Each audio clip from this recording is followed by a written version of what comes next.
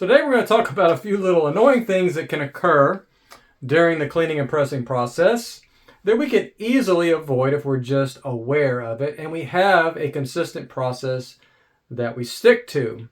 Now, mistakes are still going to happen. We're going to go oops every once in a while and we're going to make a rookie mistake. But yeah, there are just a few things. I'm going to give you 7 right here that commonly occur, and I catch myself right before it occurs a lot still. It's part of just having experience and knowing what to look for and going, yeah, I need to not do that. So the first thing is properly securing the comic when you're cleaning. You got to clean in a certain way. If you clean the wrong direction, like from out to in on the corners or edges, you can catch a corner, you can bunch that cover up, cause bends, creases. So what I recommend doing is when you're just learning is cover half of the comic with a piece of 65-pound cardstock or even just copy paper and just work on half the cover at a time. Secure those corners and edges down with your hand while you work other areas. And then when you're working that corner, secure that corner, work, and then when you're actually using a makeup pad or whatever to clean the comic or an eraser, you're very, very careful around those corners and edges and just being very aware of what can happen. That's why it's important to use test books to learn this process before we move on, to valuable books.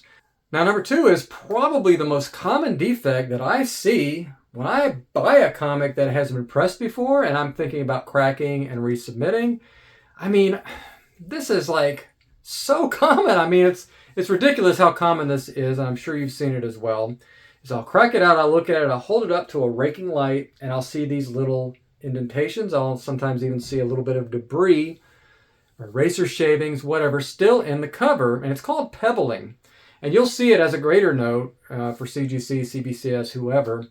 And it's very, very simple to avoid. You just wipe down your comics often, especially right before a press and right after a press. It's still going to happen. I would say 1 out of 20 books, I will take it out of the press, put it on my table here, just to do the final grading and evaluation process. And I'll catch a little spot of pebbling, just a little bit of debris that I either missed on the comic or on the backing board or whatever the surface is. Because even on the outside of the backing board or whatever you're pressing with, you'd be surprised how far that can penetrate through that backing board, SRP paper, whatever, into the comic book. Be very, very careful. Wipe down your comics and have a multi-stage evaluation where you visually look at the book with that raking light. You got to get it down at an angle and look at it with the light, or else if you hold it up this way, you might not see it. And that takes me to number 3, which is look at a comic with fresh eyes multiple times during the cleaning and pressing process. You look at it when you first get the book.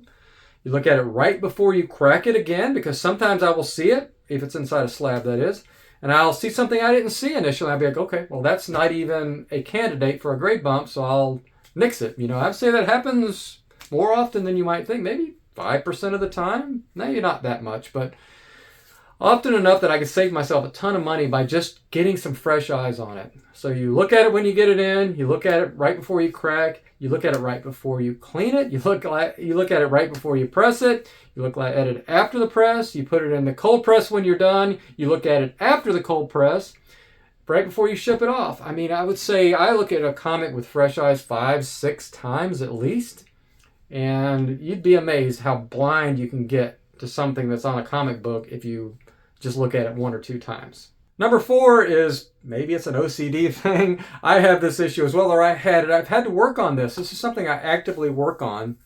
And that's not overdoing it when I'm repairing a defect.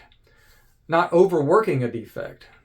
So sometimes there'll be a little stubborn bend, tick, whatever, that just seems to keep returning, either during the pressing process or even after it's been in the cold press for a while, and you'll rework it, and then that sucker will appear again. It's just very frustrating, right? So I'd say if it has any kind of color break associated with it and a bend is returning, I would be like, don't worry about it. Sometimes you just got to understand there's diminishing returns. If you keep working on that defect over and over again, eventually you could cause permanent damage to the book, even more that's there. Sometimes you just got to move on, and it's okay to do that. Now, that doesn't happen very often, but The main thing is you don't have to be a perfectionist in this hobby. You don't have to get 100% of the soiling off a book. Sometimes soiling that's been on there since the day it was purchased, sometimes it's even something that was there when it came out of the box from, after being printed. It's not going to affect the grade. Those little streaks you see of ink on a book, you can erase that off of there, but why bother? It's part of the book that was there originally. So you don't need to be meticulous and get down in every little crack and try to get that stuff out like I used to do. So I usually go for, a couple passes with something like an absorbing sponge, go around it with an eraser a couple times, inspect it. If there's just a couple stubborn spots, I'll clean it up as much as I can. But if I can get it 80, 90%, usually, that's not going to hurt the grade as much as you think. Sometimes you buy a book with heavy soiling and you get rid of 90% of it and the grade stays the same. Soiling does not hurt the grade as much as people think, in my experience anyway. So don't overthink it, don't overstress it. It's okay to leave a few little specks of soiling. If there's color break, you can leave a little bend there. No big deal. It's probably going to revert later anyway, because if it's kinked up that much. Another one is a simple one. I like to work on comics with a backing board underneath. I don't like it sitting directly on my table, which can collect a little bit of debris, a little bit of damage on the table. I like to keep a nice, smooth, fresh surface. A really common thing to do is while you're cleaning it or working on a defect, that comic can slide a little bit and hang over the edge. This seems very simple, but it's very easy for that comic to get to the edge, hang over, and then you maybe put a little pressure on it to work on a defect or clean it. And you don't realize it, and you turn the book over, and there's a line across the top of the book. It's happened 2 or 3 times to me, and it is the most frustrating thing in the world because it's just an unforced error. So make sure that you're constantly readjusting your workspace. It's part of being methodical. The sloth, this guy over here, should be your spirit animal. Everything's slow and methodical. You're constantly taking a step back and being like, okay, what's my workspace look like? Everything's in line. Let's start again. Okay, I've done a little bit. Let me back off. Let me start again. Trust me, being a little more methodical, a little slower paced, not trying to rush through books. I don't care how many presses you got. Take the same amount of care and time on each and every book and each and every stage, and you will save yourself a lot of headaches in the long term. Trust me on this. And this kind of ties into that is when you do readjust a comic book. Now, this seems very small and simple, of course, but it's very, very easy to touch the book to try to move the book back into place or move the book around on your desk. Try not, if possible, to touch the book with your hands to move it around. I'm telling you, you'll put your hand on it, you'll shift it, the cover will bunch up, you'll catch a corner, you'll shift the backing board and have to readjust that, and the least amount of touches we can put on the book, the better.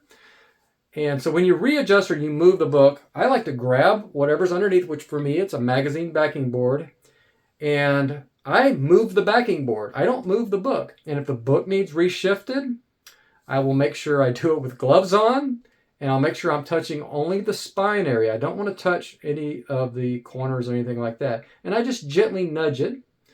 You can use the outside of the backing board, which is our center, at the center of the comic while we're working on it, right? We support the staples by putting a magazine backing board in the center of the comic.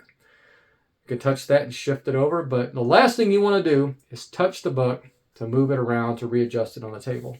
Yeah, you laugh now, but wait till you bunch up the comic, God forbid tear a corner, whatever. It's going to happen. It happens to everybody if you're not careful and you don't have a process in place to avoid those types of just stupid mistakes, right? And the final thing, number 7, ties into all of this. Do not vary from your process. Once you have an established process, stick to that process. Sometimes you'll be like, let me experiment here, try this there.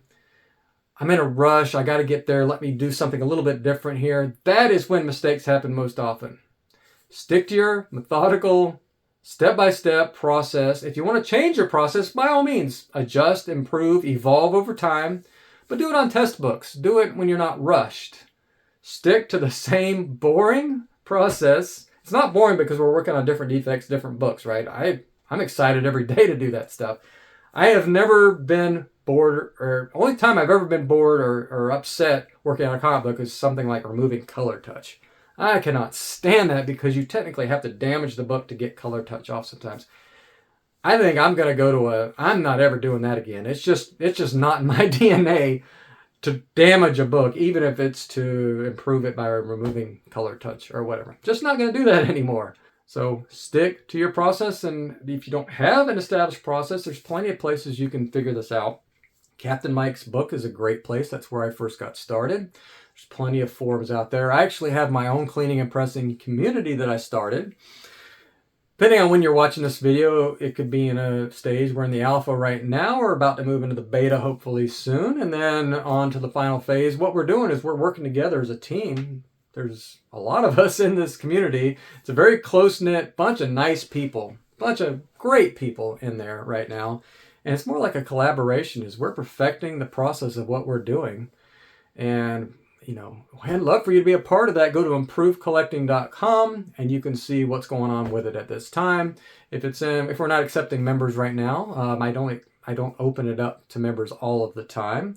I do sometimes invite people. So, you know, go to improvecollecting.com, get on my newsletter, and you'll get updates about what's going on with it. So I hope this list has been helpful. Find a process, stick to a process, be methodical, avoid these, and you can avoid these tiny, insignificant mistakes that can compound and cause a lot of frustration in this hobby if we're not careful. So thanks for watching. Stay nerdy. I'll see you in the next video.